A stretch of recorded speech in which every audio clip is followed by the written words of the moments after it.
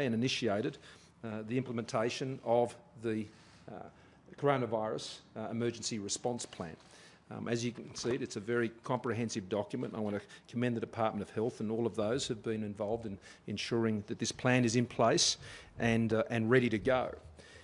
So while the WHO is yet to declare the nature of the coronavirus and its move towards a pandemic phase, we believe that the risk of a global pandemic is very much upon us, and as a result, as a government, we need to take the steps necessary to prepare for such a pandemic.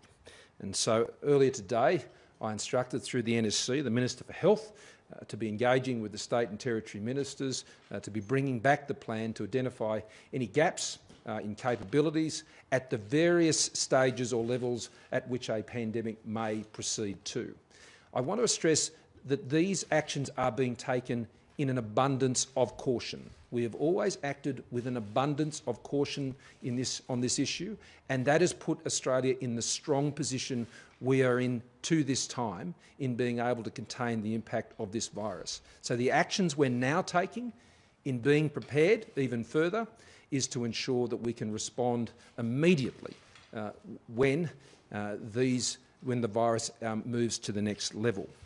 We've also asked the Commissioner of Border Force to be reporting to us as quickly as possible on additional measures that would be required at our various ports of entry to ensure we're able to identify any persons coming from wherever in the world that may require additional information in terms of being self-quarantined or other forms of quarantine that may be necessary as this issue continues to roll on. In relation to schools, I've tasked the Minister for Education to engage with the education ministers from the states and territories. I want to stress, and I'm sure Dr Kelly will reinforce this point, there is no evidence before us that children are in any greater risk as a result of what has occurred more recently, but we do believe, to take care of our kids, that we need an even greater abundance of caution to ensure that should the coronavirus move to a very extreme level, or there is any particular risk that is associated with children, particularly those attending school, that we have the preparedness and the arrangements in place with states and territories. And I want to thank all of the state and territories for their engagement, whether it's on this issue on schools or the many other issues, the health issues that are associated. I've tasked the Minister for Home Affairs to be working with his counterparts in the states and territories to ensure continuity of service, continuity of operations plans are in place, and that we're aware of any gaps that would need to be filled at any and every level of what the virus may extend to. Again, I know the states are already working and are well advanced with their own plans on these issues, and I commend each of the Premiers and Chief Ministers for their leadership in ensuring that they're taking the same actions as we are to ensure continuity of service in more extreme cases. There is no need for us to be moving towards not having mass gatherings of people. You can still go to the football, you can still go to the cricket, you can still go and play with your friends down the street, you can go off to the concert, and you can go out for a Chinese meal. You can do all of these things because Australia has acted quickly. Australia has got ahead of this at this point in time. But to stay ahead of it, we need to now elevate our response to this next phase. I said the other day, this is a health crisis, not a financial crisis. But it is a health crisis with very significant economic implications. The Treasury Secretary and, of course, the Treasurer, who is a member of the National Security Committee, was part of those discussions today, and he and I made some comments on these matters several days ago. What the Treasurer is working on with the Treasury is the advice is that if we are to take any actions here, and that is still subject to advice from Treasury, which have not confirmed their advice, that any such measures would only be effective if they were targeted, modest and scalable. And we are quite aware of where the virus is impacting in particular sectors more than others. Obviously in the travel sector, it's having a very big impact, in the education sector, but also, as I mentioned the other day, the impact of supply chain breakdowns, not just now between Australia and China, but in a more broader global pandemic stage, those impacts would also be quite relevant. And so we're aware, particularly in the export industry, in the marine sector, there are particular issues there, especially in North Queensland, but these problems are presenting in many other places, and the Treasury is doing that work now, and the Treasurer will be leading a response to that. But the advice is also very clear, that as Australia goes into dealing with this issue, the financial stability that is present is a big plus for Australia. Of all the countries that are prepared and are in a position to be prepared, I'm glad we're in Australia. And I'm glad we're in Australia where we're able to have these types of responses.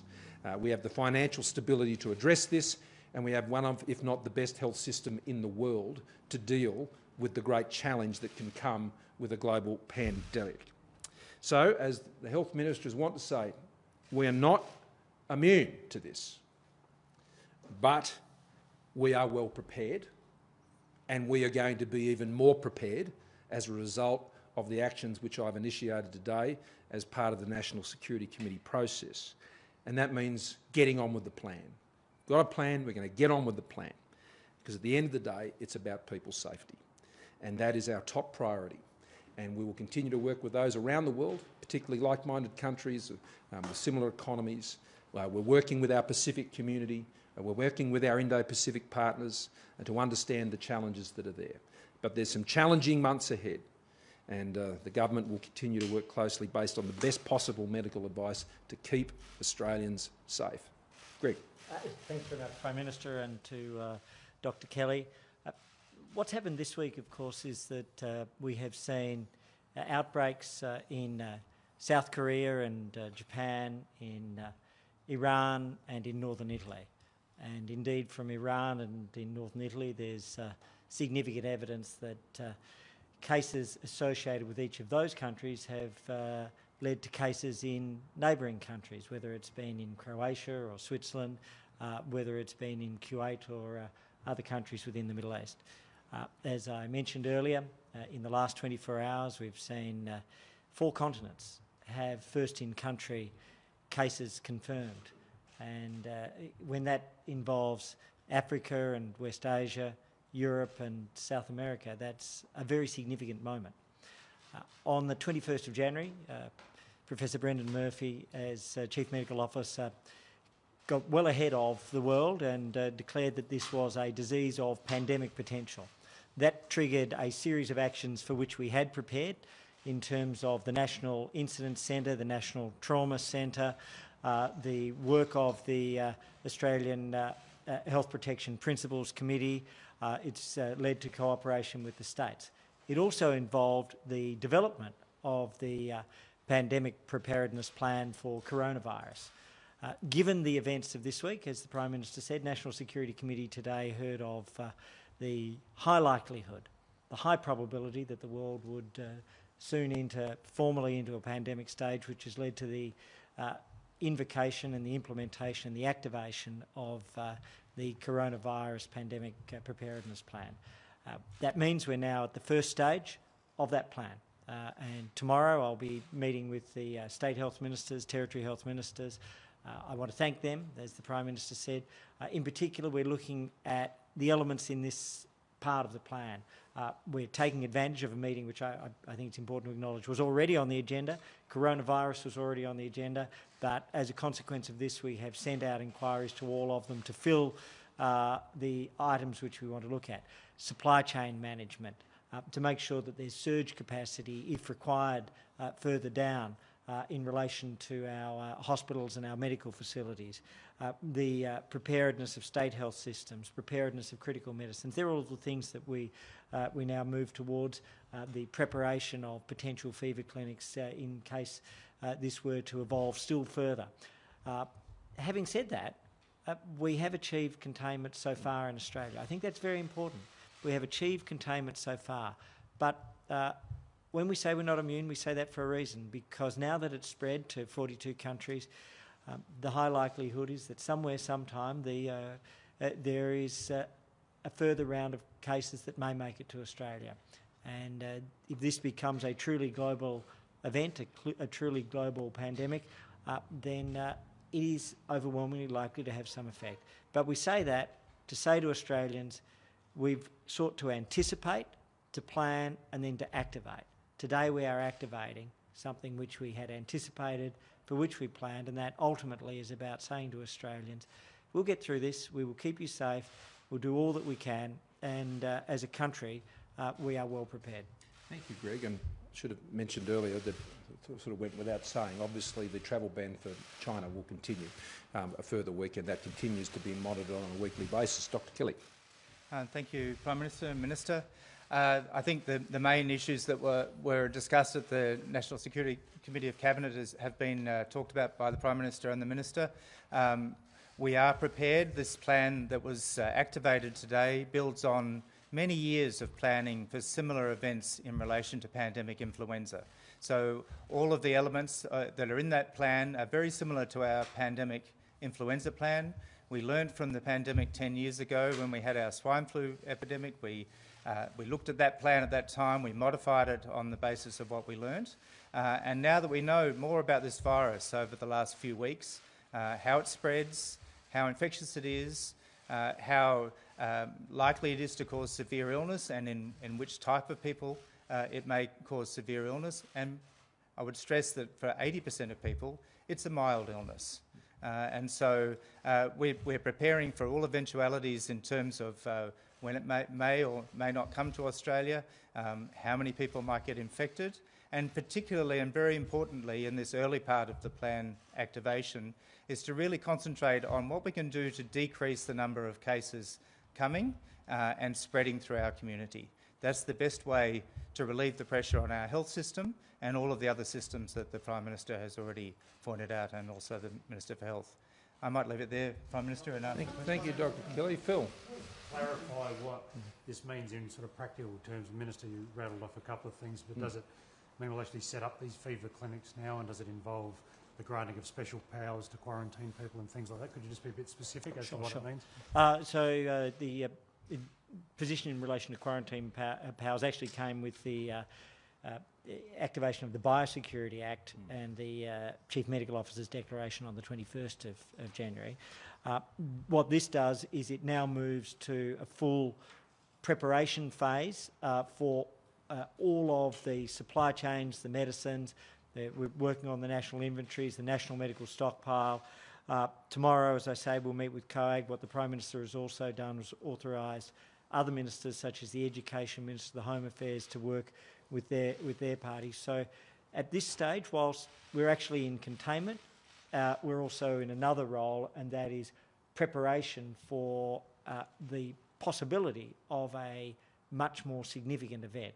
So primarily now it moves to a formal engagement with the states where we are doing all of that work across medical stockpile, personal protective equipment, supply chain, in particular personnel. One of the things we're most focused on is to make sure that we have the personnel capacity if there is a surge within our hospitals and medical system. In the event of a pandemic, the challenge, in the event of a pandemic, the goal is to slow its spread if it gets to Australia. But with the number of countries that are now affected, we have to be realistic about the likelihood of containment strategies into the weeks ahead. Now, our effort at the moment is focused on ensuring that it doesn't, but we need to ensure that we know what the gaps are if indeed we move to that phase. And so what we're in at this phase is understanding what they are and moving quickly to close them. Of course, COAG will be meeting just over 2 weeks from now, and all of these responses that I've initiated today, they're tasked to come back in time to address that at COAG within just over a fortnight's time. Yeah, John. Fiscal action, you say it would be targeted, modest and scalable. Correct. Who or what would it be targeted at? How modest? Are we talking less than 1% of GDP as a benchmark? And what do you mean by scalable? Well, you need to be able to build on plans. That's what scalable means. And the Treasury and the Treasurer are working on those presently. So those those responses, those recommendations are not yet before the government, but they've been tasked. And that's an important part of our preparedness in looking ahead over the next few months. And you do this against a range of possible scenarios. The Treasurer indicated just a few days ago and confirmed that again today that Treasury has not yet finalised their initial assessment of what they believe the potential impact could be, whether that's over this first March quarter of the year. But you would obviously expect it to have a very real impact with the level of a decline that we've seen obviously in travel to Australia. This is not unique to Australia, it's obviously happening everywhere. And of course the number of students that haven't been able to arrive in Australia at this point for the beginning of the year. And that's not just the fact that they're not in a university, it means they're not in the country, which means they're not participating in the economy. And the second round effects of these issues is what can be impacted. So that is what is being addressed now, John, and that's the work that is being tasked. Michelle, you've been very patient. On those students, are there any more carve-outs for them from the extension of the travel ban, or is that travel ban going ahead with no carve-outs? No carve-outs. Yes. In regards to the pandemic, once it is formally declared, will that trigger a reconsideration of the travel ban, given it will be harder to contain the virus once that occurs? Well, we're effectively operating now on the basis that there is one, okay, a pandemic. Now, that is not precisely the case now, but it is likely on the basis of the medical advice that was provided by Dr Murphy this morning. And he was right last time, and I'm prepared to back him in and the advice that he's given on this, because he has proven to be very right, as is Dr Kelly, and that's why their advice has been so important. But we will continue to monitor the travel arrangements on a weekly basis.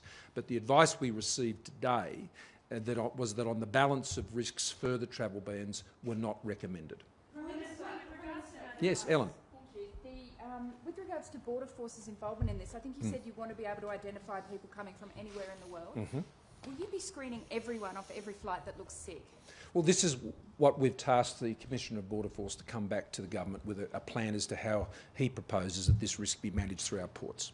Would interstate travel be looked at being limited if there'd be a rise in cases on, say, the west or the eastern seaboard at all? Would you look at limiting interstate travel? There is currently no plan for that.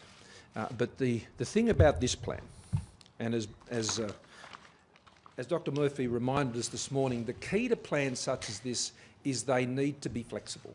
They need to be able to respond to events and data as it presents.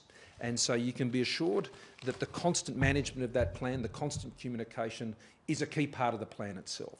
So you can consider scenarios as they present. But at present, there is no suggestion of that. There is no specific planning associated around that type of event, and we would deal with those events as they presented.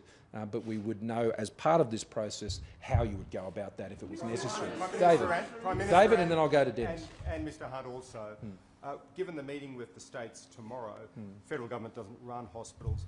Do you want, or will you be asking the states whether they can suspend leave for staff, for instance, recall people, set up dedicated clinics in every hospital so that they're ready for this? Look, I think that's a very important question. What we've been doing is meeting with the states every day through the meeting of the Chief Health Officers. It's called the AHPPC. In addition to that, the Commonwealth and State Health Ministers have now had 3 rounds of preparedness meetings, all by teleconference, including on Sunday. And so, David, what you asked for was what we primarily went through then. Tomorrow we now go to the next phase. So what we want to know, and I have to say they've done a great job, and I particularly want to thank the Northern Territory and Minister Natasha Files, who has helped establish the Howard Springs temporary quarantine facility. But what we'll be looking at tomorrow is that they have the surge capacity, and how they manage that is up to them.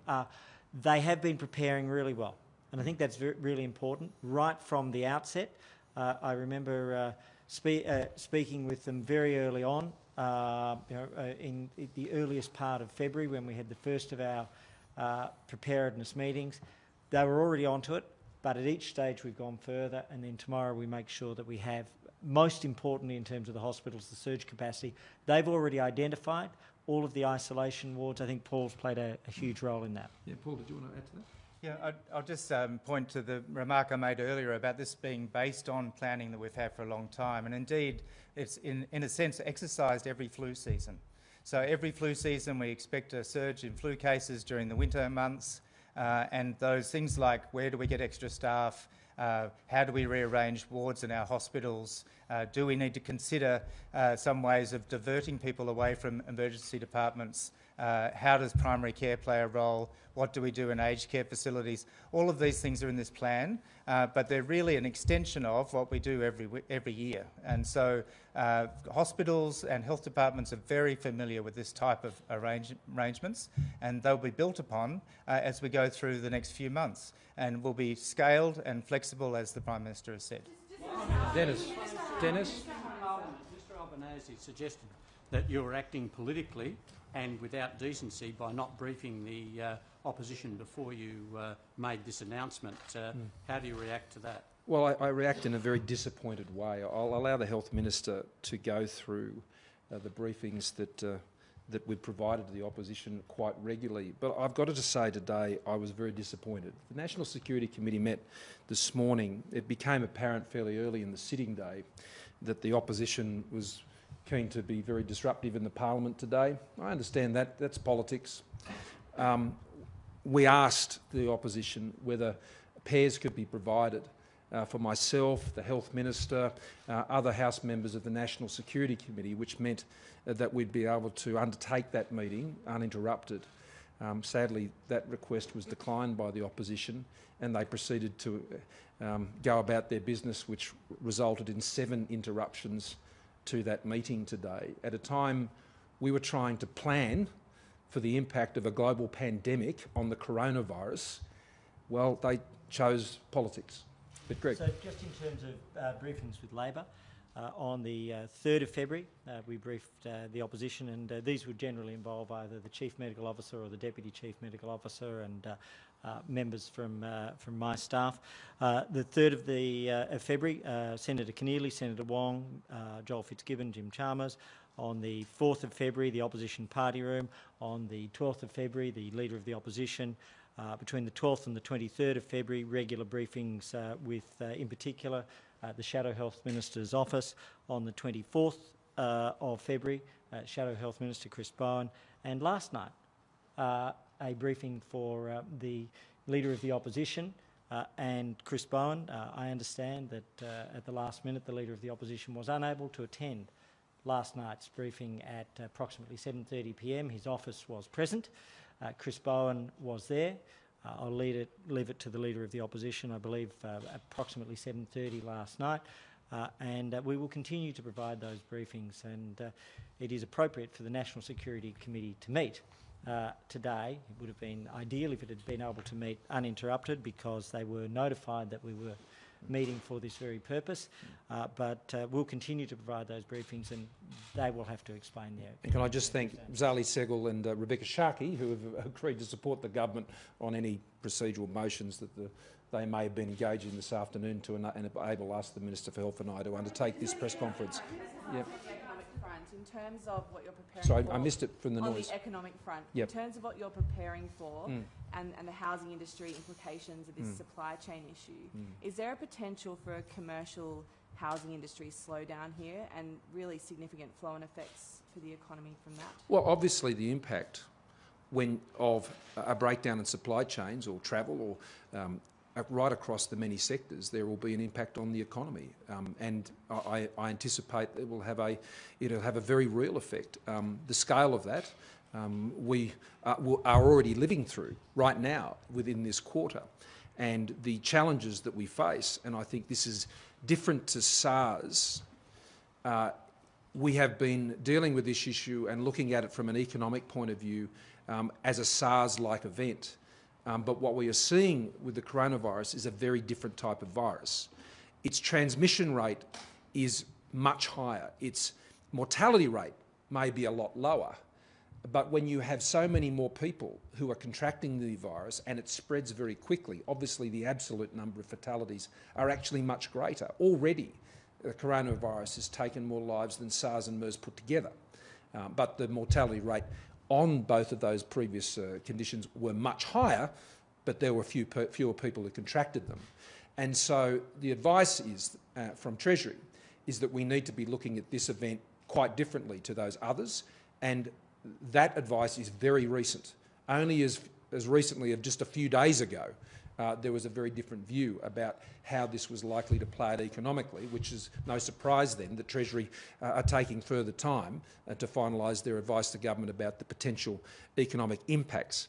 So, as I said, it's a health crisis, not a financial crisis, but it's a health crisis with very real economic impacts, and the government is extremely mindful of that, and we want to be able to get our responses right.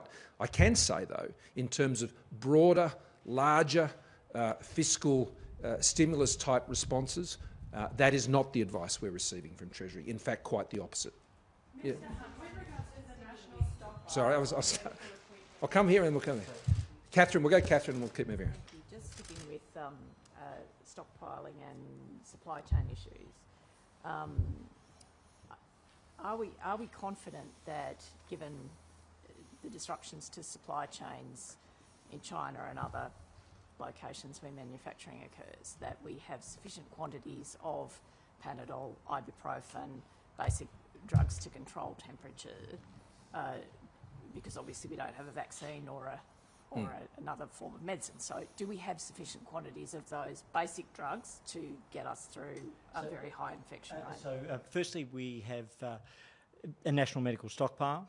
Secondly, which is very well stocked. Secondly, the work of the TGA, and actually Dr. Kelly is the person in the country who oversees this, is to look forward to see whether there are any risks for particular medicines. So we're doing a survey of that. At this stage, we have no reports. We are intensely aware, though, of any supply chain risks. Paul? So that's part of that planning phase that we've been talking about, and indeed we didn't start for today. We've been thinking about that for quite some time. It's no secret that we get a lot of things from China, including medicines, medical devices, masks, all sorts of things that we do need to continue our normal business in health, but also particularly to deal with this new phase of coronavirus. So certainly that's part of the work that we're embarking on now to look at all of that. Stockpile. Apart from masks, what do we actually have that is of use specifically dealing with coronavirus, given there's very little that can be done to treat it? What do we have that will help? True, we don't have a cure and we don't have a vaccine at this stage. That's a global challenge. On the medical items, Paul, I think this is directly in your domain. Yes, so mainly it's masks. The medical stockpile has other things that are there for other reasons and other purposes, but it's the masks that are the most useful for this particular issue. But also, the way the hospitals are set up, why is it that the 15 people have been able to clear the virus? One was the degree and severity in relative terms of what they had as opposed to some other cases. But secondly, our hospital systems are our principal treating network. And what they are is they're as well equipped as anyone in the world in terms of managing people through fevers, in terms of making sure that they have the hydration, that they have the protection against other forms of infection. And so key to this is what's called the primary healthcare network and then the hospitals network. And our hospitals have been prepared for pandemics as well as the seasonal influenza outbreaks. But now they've gone to the next level, and I've got to say, all of the states and territories that have delivered patients home have given us hope and an example and a pathway to the way through. Okay. All right. Well, I want to thank everybody. The key message that I really want to get across to Australians today is because of the actions we've taken on the coronavirus, we've got ahead, we intend to stay ahead, and together we will get through this. Thank you very much.